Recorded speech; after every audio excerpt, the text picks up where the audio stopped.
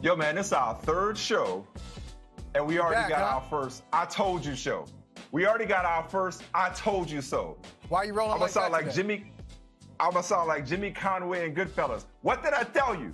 What did I tell you? What did I tell you about the Clippers in Game 7? What did I tell you about the Clippers in Game 7 yesterday? You picked them to win. What did I tried to told you. No, I didn't tell you they were going to win. I told you the moment was too big for them, and they would fold under the pressure. I told you, even though the Nuggets were trying to and successfully became the first team to ever erase 2 3-1 deficits in the same postseason, not to mention doing it in back-to-back series, even though they had come all the way back, I told you the Clippers look tired, they look shook, and ain't no such thing as halfway crooks. I told you not to trust that team. So I don't know who looks worse.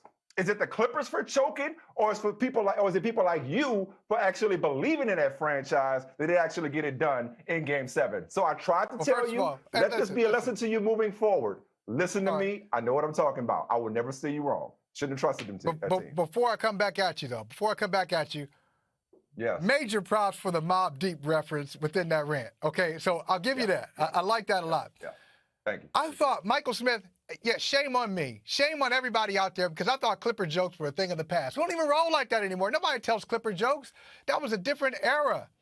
You look at this team going into the season, you have the best offseason in the NBA. In retrospect, it wasn't so great.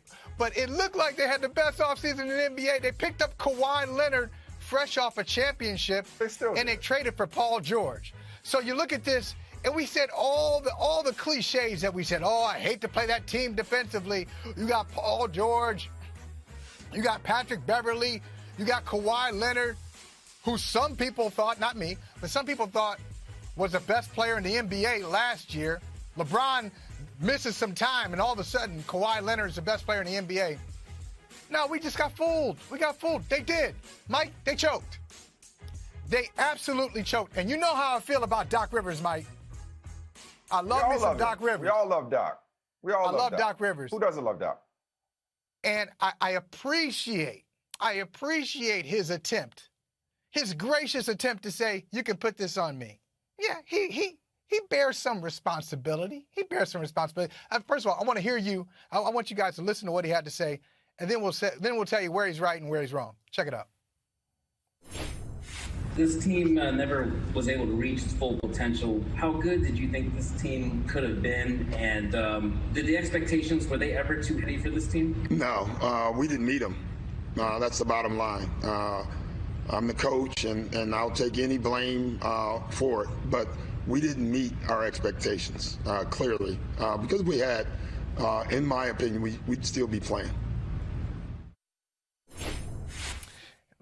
Mike, Doc's a master. So he takes some responsibility, but he didn't answer the question. The question was, were the expectations too big for you? Yes, they were too big. Why were they too big? I know Kawhi Leonard was bad last night. He was. They were too big because we thought they had 2 stars. And for most of the playoffs, they had 1 star. We could blame Doc Rivers if you want. Go ahead, blame Doc Rivers.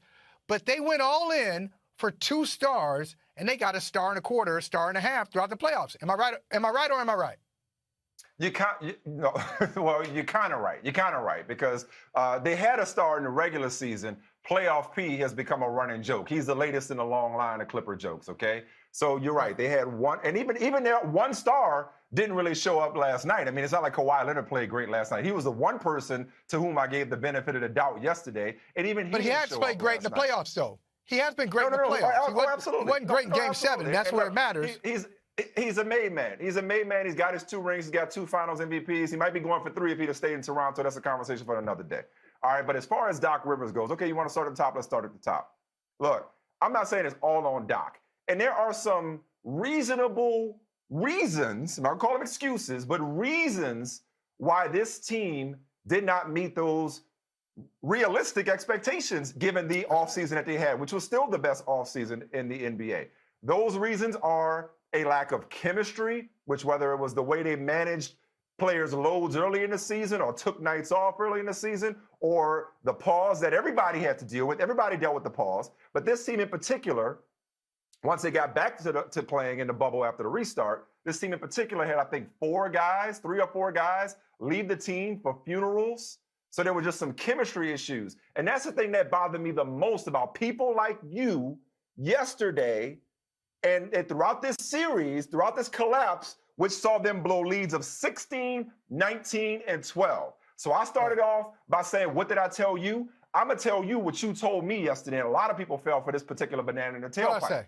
What I say? They're the most talented team. They're the best team. Well, everybody fell for the talent thing. And how many teams have you seen that they're the best team that money could buy, but when it comes time to be counted, they're worth Confederate currency? To quote our former colleague, Peter May at the Boston Globe, one of the best leads ever written. I still remember that lead. The best team, he wrote that about the Blazers and the Lakers in that collapse by Portland against Kobe and Shaq's Lakers. The best team that money could buy was worth Confederate currency when it came time to be counted. And that's what you saw last night. Now, as far as Doc Rivers goes, Mike, I'm sorry, I love Doc.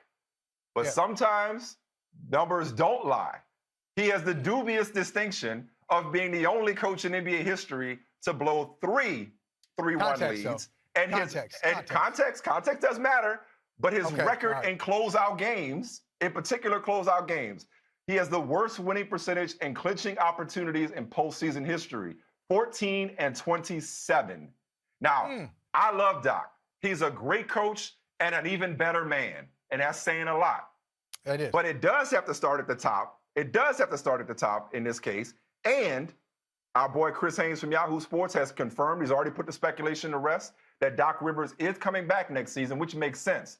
But given all the reasons you talked about how short a window this group might actually have, he goes into next season as, for all intents and purposes, a lame duck coach. Because if they don't get it done next year, Steve Ballmer is moving on.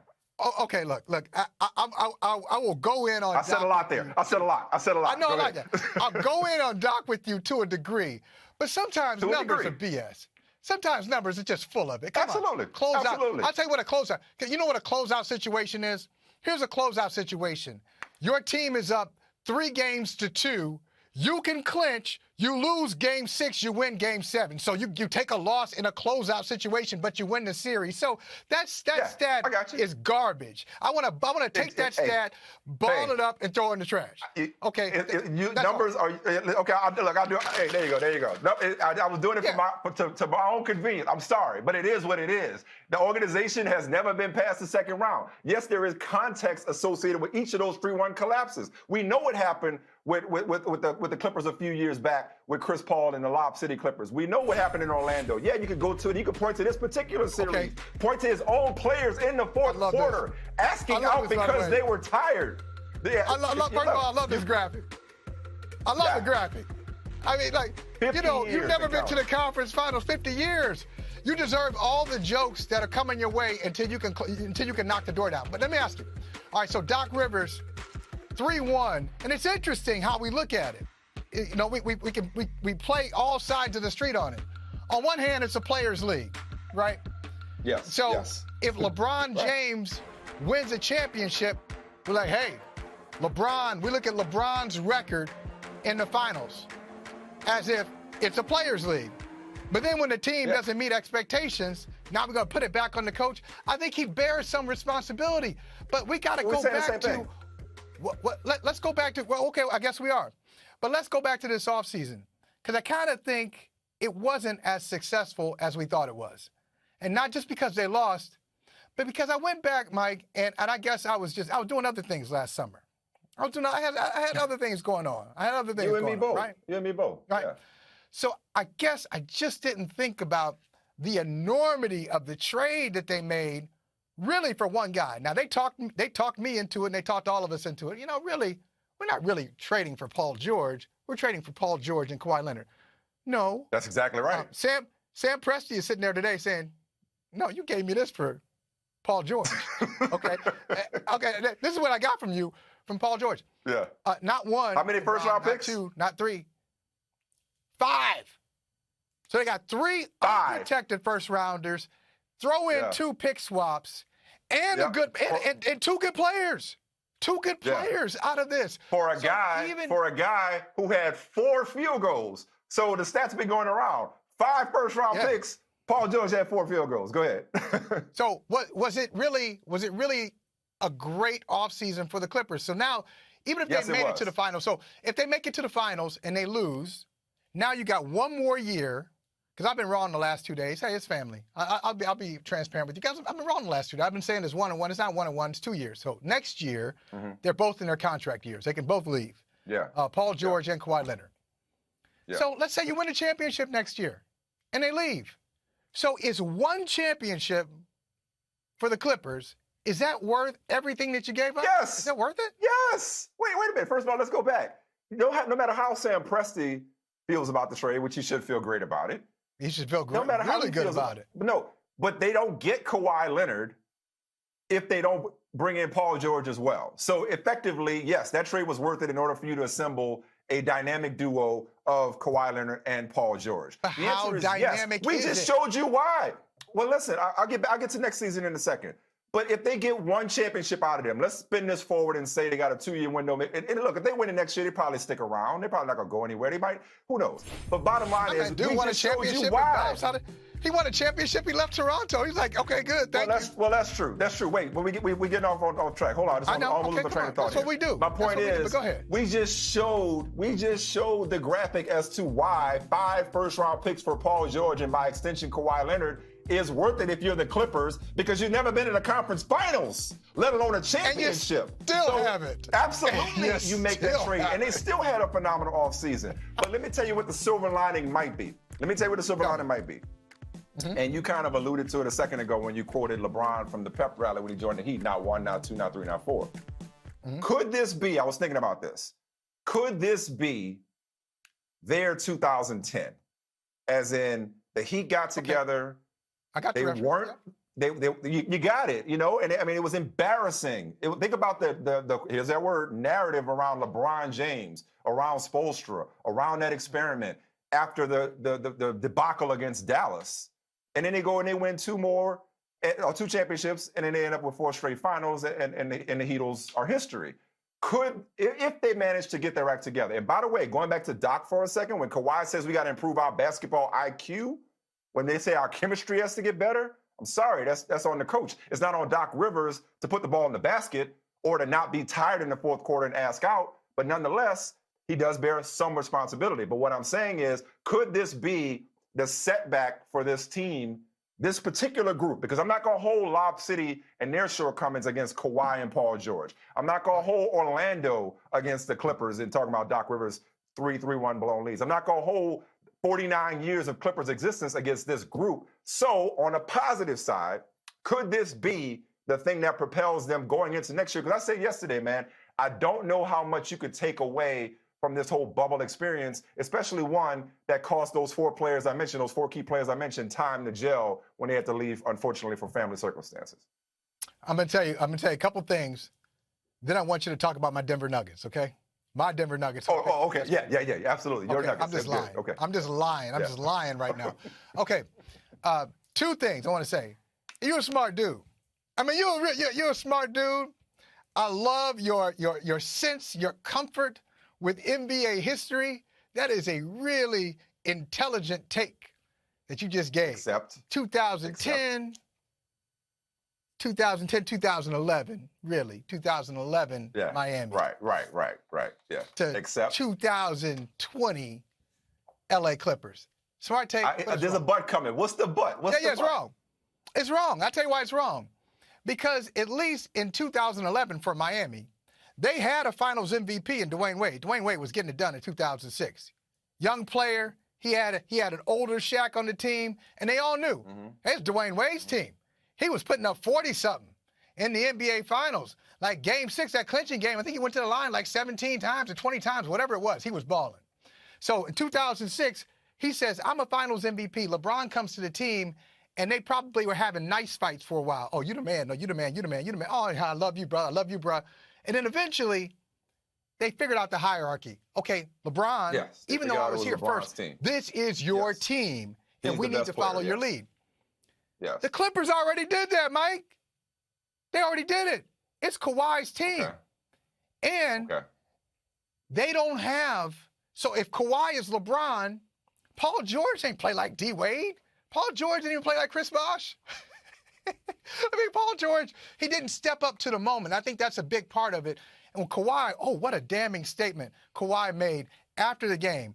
And you probably shouldn't be talking like this when you suck in the second half. But he says, our basketball IQ needs to improve. Okay, I want to hear from that. I want to hear you on that like 3 days from now. Who? I don't want to hear you say that after you were terrible in the second half of Game 7. You're up 3-1 in your team. Your team not only blew the 3-1 overall lead, but blew a bunch of leads in this series. I don't want to hear you talking about the basketball IQ. And he was a part of it. And he was a part of it in Game 7. It wasn't like he balled out and everybody else left him hanging. I mean, he struggled too. But let me say this, though. It sounds like what you're saying about the Clippers, going with my comparison to the possibility of them using this year to fuel them going forward. It sounds like you're saying they are what they are. And this is who they are. They're just but I don't necessarily buy into that. I got them wrong. I do think they. I got the Clippers. What do wrong. you mean? I thought you got them wrong this year. Right. I think. I don't. Look, I'm falling for the. Go ahead. You go. No, I'm just gonna say I overestimated their talent. I'll be quick on this. I overestimated their talent, and that I really thought they were getting, 2 top 10 players. They got one. They got one top 10 player. Because, and this is what I love about the NBA. I love this about sports in general, but the NBA in particular. And we have these debates, and we go back and forth, Mike, about, okay, who's a top 10 guy? Who's a top 10 guy in the NBA? And when you start having these conversations with people, you figure out there are a lot of good players in the NBA that when you say, all right, you get to year 10, and somebody will inevitably say, well, what about this guy? How about Dame? How about Jimmy Butler? How about this guy? How about this guy? He's like, oh, wait a minute, I forgot about him. How about Luka? Yeah. So Paul George may have been in the top 10 last year, but I don't think he's there right now. Do you? Well, okay. Well, no, of course not at this moment. But I mean, let's look. I mean, the playoff P thing. I mean, he's got a lot of soul searching to do this offseason. And maybe you're right. Maybe they are who they are as an organization from a history standpoint. Maybe they are who they are. This particular group. Man, I can't believe it. I can. Look, I could, and I wasn't. When I said that they were going to lose, I was talking about the team that we're going to get to in a second. We talked for 20 minutes damn near and ain't talking about the better team. Get to them. Give them some love. We'll get to them in a second. But let me say this, though. I saw the way this series was going, and I saw the look of a team that knew what was happening. That I saw in the Clippers. I'm like, they know it's slipping away, and they can't stop it, and they really don't have any answers for Nikola Jokic, and not to mention Jamal Murray, and just the way the Nuggets were playing. But I'm saying Benny Goodwill from Yahoo was on yesterday. We'll get to him in a second. I know how to transition. Hold on. Come on. Benny Goodwill was on Yahoo yesterday, and he said that you can't skip these steps. You know NBA history. Sometimes you got to have a setback that sets you up for your comeback for next year. And the Clippers were built, regardless of what Paul George says, they were built to win it this year. It didn't happen. Doesn't mean they can't win it next year for the same reason that you and a lot of people bought into the hype this year, all the way up to Game 7, when people like me told you, don't trust this team.